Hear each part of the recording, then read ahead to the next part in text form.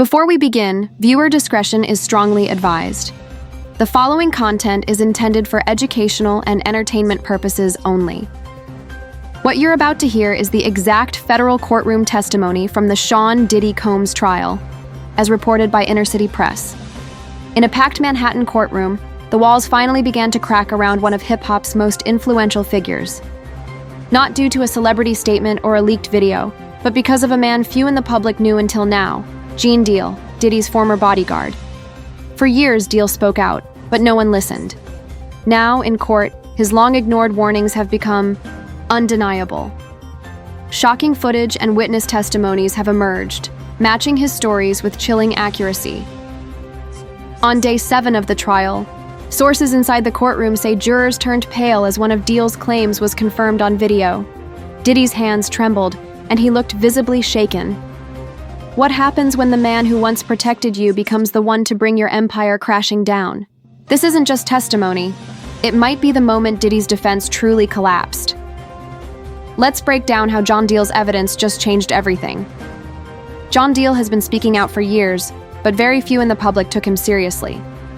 As Diddy's former bodyguard during Bad Boy Records' heyday, Deal spent countless years by Diddy's side, witnessing both the public persona and the private chaos.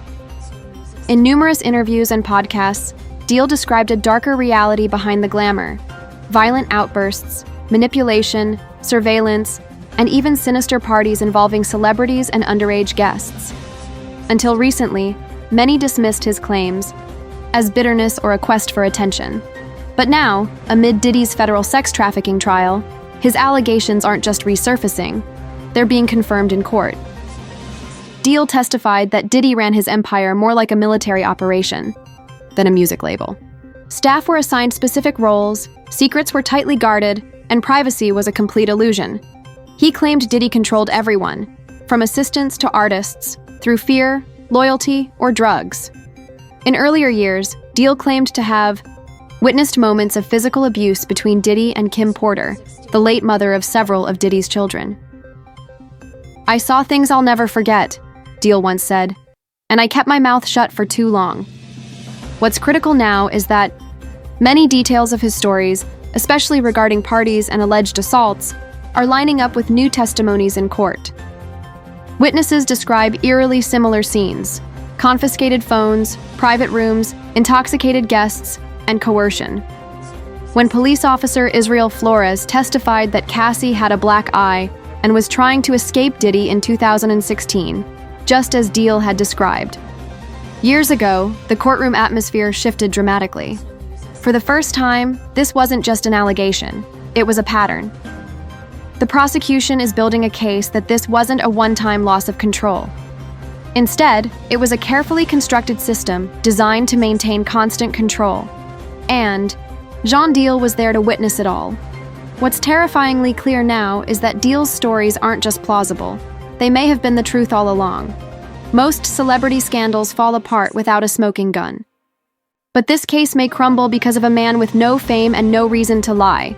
Gene Deal wasn't just an observer. He was Diddy's right hand for years. When he speaks, it's not hearsay. It's first-hand experience.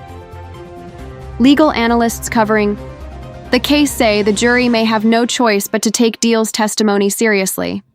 His accounts aren't just shocking, they're consistent. In a recent interview, Deal said something chilling.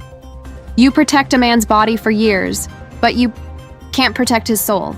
He admitted feeling complicit in the silence that allowed Diddy's behavior to continue unchecked. And when Deal described the notorious freak-offs, private gatherings where Diddy allegedly forced both women and men into sexual acts, while recording everything, he said it wasn't about pleasure, it was about power and control. Deal claimed the cameras were always rolling, always. If you ever crossed Diddy, he had the footage to destroy you.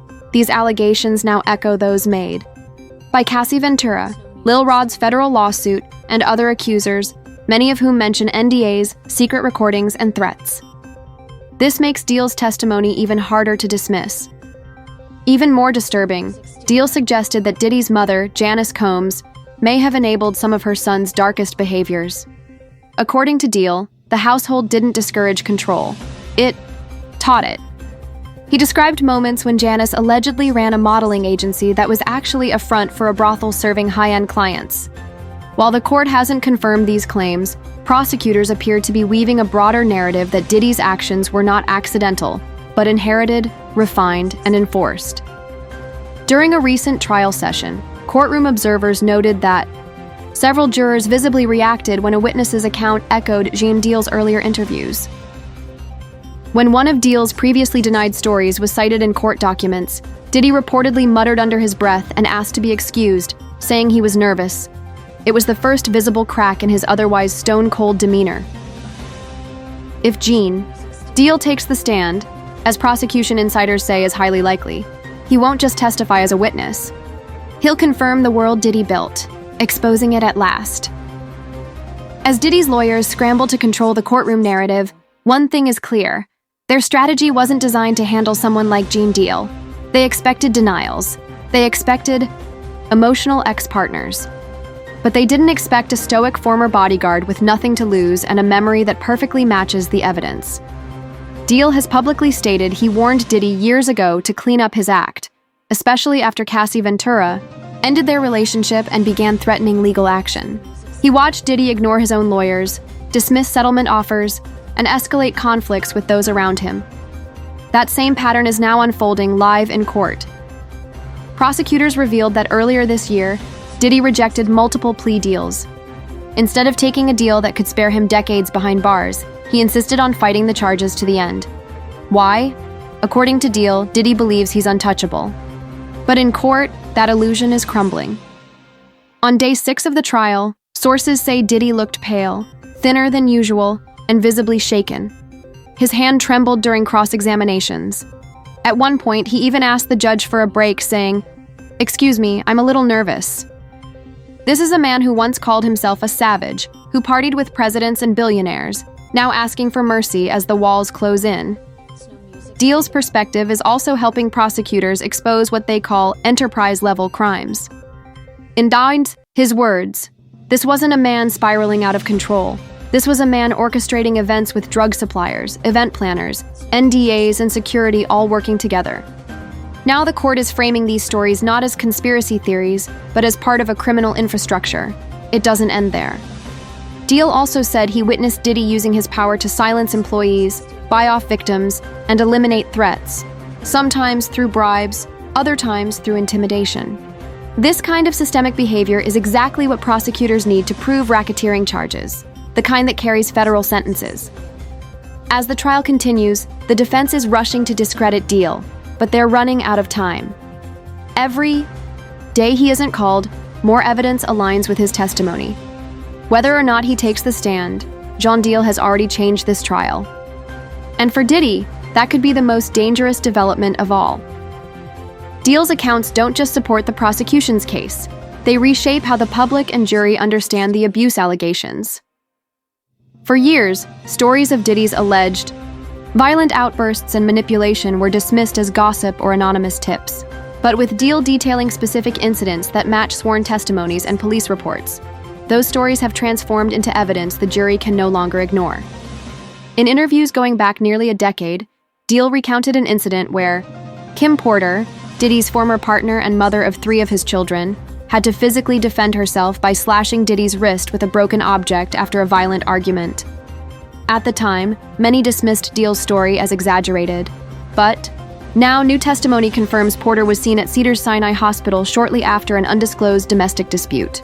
Though she never spoke publicly, the alignment of Deal's timeline with that ER visit has given his account new credibility. Deal also vividly described the environment surrounding the infamous freak-offs, the alleged drug-fueled sex parties, at Diddy's mansion. According to him, these events weren't spontaneous. They were choreographed. Security was ordered to confiscate phones. Lighting was set to specific tones, and guests were told where to go and what to wear. This matches almost exactly what Cassie Ventura and other women have testified to, including claims they were invited to participate in sex acts they never fully agreed to. Diddy allegedly referred to these gatherings as experiences and was known to watch recordings afterward, something Deal says he personally witnessed. Cassie herself admitted that in the early years of her relationship with Diddy, she was complicit, scheduling some parties, arranging for other women, and sometimes supplying drugs. But she explained it as part of the psychological control she was under, and again, Deal's interviews back this up. They didn't even realize they were being abused. Diddy made them feel like they owed him. This redefinition of the abuse, from impulsive rage to a calculated system of psychological control, is perhaps the most devastating aspect of Deal's testimony. It reveals that Diddy wasn't simply a man who lost his temper. He was a man who allegedly engineered environments where people felt too powerless or too intoxicated to say no. In a courtroom, that's not just immoral, it's criminal. If the courtroom was the outer stage, Deal had access to the backstage. He was the muscle behind the bad boy empire, responsible for Diddy's safety. But what he witnessed behind those velvet ropes has now become damning testimony. In numerous podcasts, Deal painted Bad Boy not as just a music label, but as a lifestyle. Cult, where loyalty was enforced through intimidation and shame. Indulgence in drugs, sex, and violence wasn't just accepted, it was expected. He described the headquarters as a command center. Surveillance systems weren't aimed at fans or intruders. They were inward-facing, monitoring employees, partners, and even romantic relationships. Everybody was watching everybody, Deal said in a 2022 interview. Nobody knew who the camera was really on. This revelation gains added weight as prosecutors have submitted photos and metadata from surveillance cameras inside one of Diddy's New York properties, images that appear to show guests being escorted into private rooms. Perhaps the most chilling part of Deal's recollections involves what he called grooming protocol. According to him, new hires or collaborators, especially women, were often put through a process of exposure, tested to see how far they would go. They'd be flown out, drugged, and watched on camera. Those who resisted were quickly cut off. Those who complied became regulars at parties, and in some cases, Diddy's romantic partners. Deal's close proximity also allowed him to witness how potential threats were neutralized.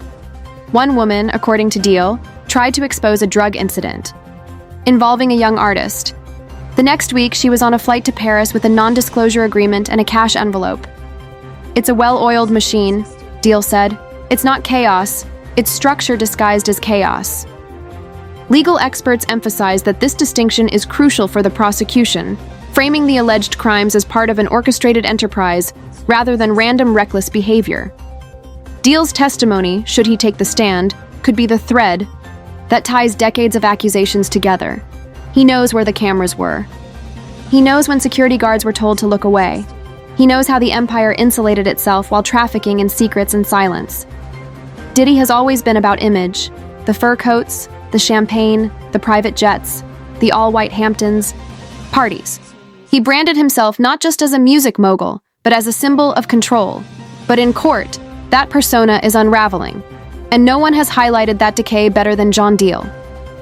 On the 6th day of the trial, courtroom reporters noted a dramatic shift in Diddy's appearance. Gone was the larger-than-life aura. He looked gaunt, pale, exhausted. A journalist from the Breakfast Club remarked, "It's like he aged 5 years and 5 days." Deal had commented in the past that Diddy's worst fear wasn't jail, it was irrelevance. He could handle prison, but he couldn't handle not being seen, Deal said. And now, here he is, center stage in a trial where every detail chips away at the image he spent decades building. The prosecution's strategy has focused not only on presenting evidence, but on dismantling the myth. Witness after witness is being used to erode Diddy's credibility, painting him as paranoid, controlling, and erratic. Former staff describe him demanding absolute control over every detail. From the party playlist to the drug doses guests were allegedly given. He didn't just host the parties, one witness said. He orchestrated every minute of them. This sharply contrasts with Diddy's defense, which tries to portray him as a passionate, if misunderstood, artist. But that image isn't holding up. After one particularly damning piece of audio evidence was played, allegedly capturing Diddy ordering a woman into a private room, he visibly flinched. When the judge asked if he needed a recess, Diddy reportedly declined but kept looking at his legal team in panic. Minutes later, he asked for a bathroom break and whispered, I'm shaking. These reactions haven't gone unnoticed by the jury. Body language. Experts consulted by news outlets suggest that Diddy's physical breakdown, his fidgeting, his uncharacteristic silence, even his pale complexion, might be influencing jurors more than any single testimony. He no longer looks like a mogul fighting back. He looks like a man who knows the empire he built is collapsing in real time. For years, Diddy projected an aura of invincibility, but in the quiet, sterile walls of a federal courtroom, that aura has turned into vulnerability. And with GAN deals, narrative echoing throughout the evidence, what was once considered bravado now reads as desperation. The jury sees it, the public sees it, and most importantly, Diddy sees it. As the prosecution's case grows stronger, Diddy's defense team is running out of room. Their strategy, which initially revolved around portraying Cassie Ventura and other accusers as opportunists or scorned ex-partners, is backfiring, especially in light of testimonies now backed by former insiders like GAN Deal. What was once framed as a personal grudge or an ex-lover's exaggeration is now being validated by a man who spent years inside Diddy's inner sanctum. The defense team is visibly scrambling to keep up. In one of the more chaotic courtroom moments, the defense tried to discredit Cassie by presenting text messages from 2009 showing flirtatious and explicit exchanges with Diddy. "You were enjoying the freak-offs," one defense attorney said. "You initiated some of them." Cassie didn't deny it. Instead, she doubled down on the emotional and psychological control she endured. "Yes, I participated," she said plainly, "because I believed I had to." The jury watched as she took accountability, not just for what she experienced, but for what she enabled. That level of candor may have made her even more credible in their eyes.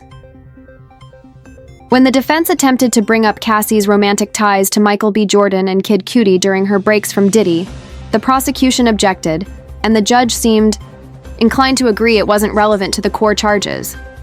This moment underscored just how desperate Diddy's legal team had become. They weren't building a solid defense.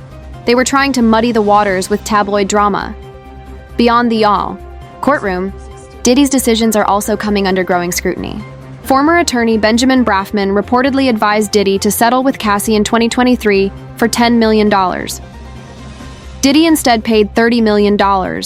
Legal experts now speculate this overpayment was a sign of panic, a man trying to quiet a storm before it became a hurricane.